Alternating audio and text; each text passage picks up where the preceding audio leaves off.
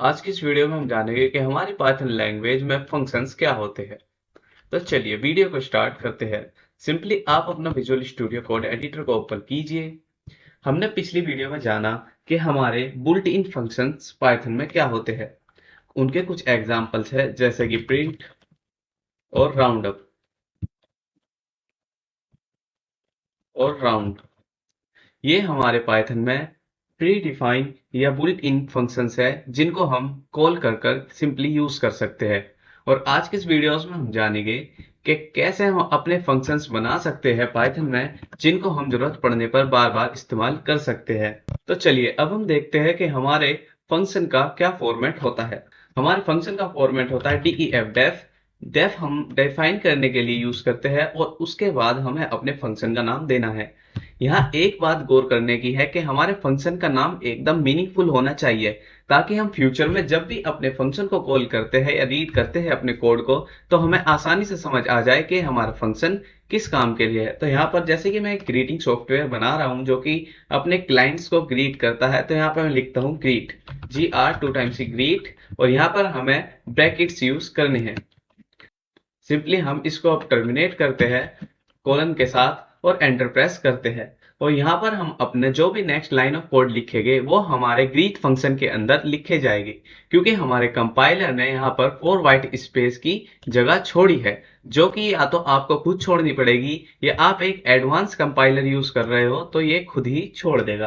तो सिंपली हम यहाँ पर अब अपनी पहली कंडीशंस लिखते हैं जो कि हमें अपनी ग्रीट फंक्शन में देनी है। तो यहाँ पर हम लिखते हैं print hi there,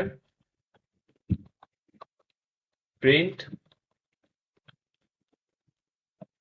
welcome ah. और अब हमें अपने फंक्शन को कॉल करना है।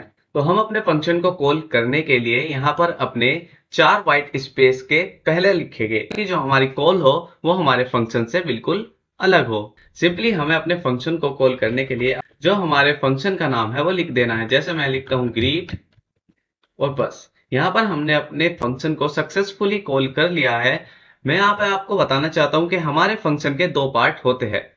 पहला पार्ट जो कि हम डिफाइन करते हैं जो कि हमारी ये शुरू की 3 लाइन है, और दूसरा पार्ट जो कि हम कॉल करते हैं। तो एक फंक्शन के दो पार्ट होते हैं, पहला जिसे हम डिफाइन करते हैं जो कि ऊपर वाली 3 लाइन्स है, और दूसरा जिसको हम कॉल करते हैं जैसे कि यहाँ पर मैंने ग्रीट को इस वाली लाइन को कॉल किया है। तो सिंपली अब हम अपने कोड को रन कर कर देखते हैं। जैसे कि आप यहाँ देखेंगे यहाँ पर हमारा प्रिंट हुआ है हाय देयर वेलकम। तो जैसे कि आपने देखा कि हमारे फंक्शन का फॉर्मेट क्या होता है। तो चलिए अब हम देखते हैं कि हमारे फंक्शन में पैरामीटर और आर्ग्यूमेंट्स क्या होते हैं। तो सिंपली मैं लिख देता हूँ। तो चलिए देखते हैं हमारे पाइथन में फंक्शन के पैरामीटर और आर्ग्यूमेंट्स क्या होते हैं। जैसे कि हमने अपना जो ग्रीट डिफाइन किया है, यहाँ पर हमारे जो ग्रीट फंक्शन है वो हमारे दो प्रिंट कर रहा है, हाय देयर, और प्रिंट कर रहा है वेलकम आ। तो यहाँ पर हम अपने फंक्शन में कुछ पैरामीटर्स दे सकते हैं, कुछ वैल्यूज दे सकते हैं जो कि हम अलग अलग टास्क परफॉर्म करने के लिए यूज कर सकते हैं। जैसे कि मैं यहाँ पर दो पैरामीटर्स देता हूँ, first underscore name comma last underscore name. ये देखिए यहाँ पर मैंने अपने डिफाइन वाले पार्ट के अंदर फंक्शन में दो पैरामीटर्स दिए हैं, फर्स्ट नेम और लास्ट नेम। और हम इनकी आर्ग्यूमेंट जब लेते हैं जब हम अपने फंक्शन को कॉल करते हैं। अगर मैं ऐसे ही अपने फंक्शन को कॉल करता हूं तो देखिए क्या होता है। देखिए यहाँ पर हमारा एरर आया है और हमारा यहाँ पर प्रिंट नहीं हुआ है, क्योंकि ये हमारा जो कंपाइलर है ये कह रहा है कि आपने एक फंक्शन को तो कॉल किया है लेकिन उसके अंदर जो पैरामीटर्स है उनके लिए आपने आर्ग्यूमेंट नहीं दी है। तो जब भी हम अपने फंक्शन के लिए पैरामीटर्स देते हैं तो हमें उनकी आर्ग्यूमेंट देनी जरूर होती है। तो यहाँ पर जो हम आर्ग्यूमेंट्स देंगे ये हमने स्ट्रिंग टाइप की देनी है। तो सिंपली यहाँ पर हम स्ट्रिंग आर्ग्यूमेंट दे देते हैं। जैसे मैं लिखता हूँ तनवीर कोमा कोडिंग। तो यहाँ पर हमने अपने फंक्शन कॉल में आर्ग्यूमेंट सक्सेसफुली दे दिए हैं। अब देखते हैं अपने आर्ग्यूमेंट्स को यूज कर कर। तो मैं हाय देयर की जगह यहाँ पर लिखता हूँ first underscore name comma last name. और अब अपने कोड को हम रन कर कर देखते हैं। जैसा कि आप यहाँ देख सकते हैं, इसने यहाँ पर तनवीर कोडिंग, थोड़ा मैं आपको जूम करके दिखाता हूँ।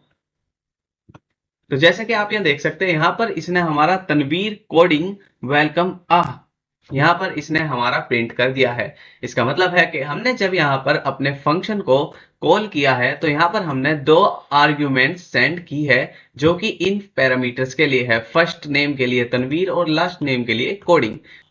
मैं एक चीज क्लियर करना और चाहता हूँ कि जो बहुत सारे प्रोग्रामर कोडर होते हैं, उन्हें आर्ग्यूमेंट और पैरामीटर्स में बहुत ज्यादा दिक्कत होती है कि हमारे आर्ग्यूमेंट्स क्या होते हैं और पैरामीटर्स क्या होते हैं। तो सिंपली मैं आपको बताना चाहता हूं कि जो हमारे पैरामीटर्स होते हैं, वे एक इनपुट लेने के लिए डिफाइन वेरिएबल्स होते हैं, जो कि हम अपने फंक्शन में देते हैं। जैसे कि यहाँ पर जो हमारे पैरामीटर्स है, वो यहाँ पर फर्स्ट नेम और लास्ट नेम है, जो कि हमने एक इनपुट लेने के लिए डिफाइन किए हैं। और यहाँ पर जो हमारे आर्ग्यूमेंट्स होते हैं, वे हमारे गिवन आउटपुट होता है, जो कि हमने फंक्शन कॉल के दौरान फर्स्ट नेम और लास्ट नेम में, जैसे कि आप तनवीर और कोडिंग देख सकते हैं, सेंड की है। तो सिंपली मैं लिख देता हूँ हैशटैग। जैसा कि आप यहाँ पढ़ सकते हैं कि जो हमारा पैरामीटर है, ये parameter is a input that you define for function. जैसा कि हमने यहाँ पर अपने फंक्शन के लिए डिफाइन किया है। और आर्ग्यूमेंट जो होता है वो हमारा होता है, argument is a actual value of parameter. ये हमारी एक्चुअल वैल्यू होती है जो हम एक पैरामीटर के लिए डिफाइन करते हैं, जैसे कि यहाँ पर तनवीर फर्स्ट नेम के लिए और कोडिंग लास्ट नेम के लिए। आज की वीडियो अच्छी लगी हो तो वीडियो को लाइक करें और चैनल को सब्सक्राइब करना ना भूलें, ताकि आप आगे आने वाले ऐसे कोर्सेज को आसानी के साथ एक्सेस कर सके। धन्यवाद।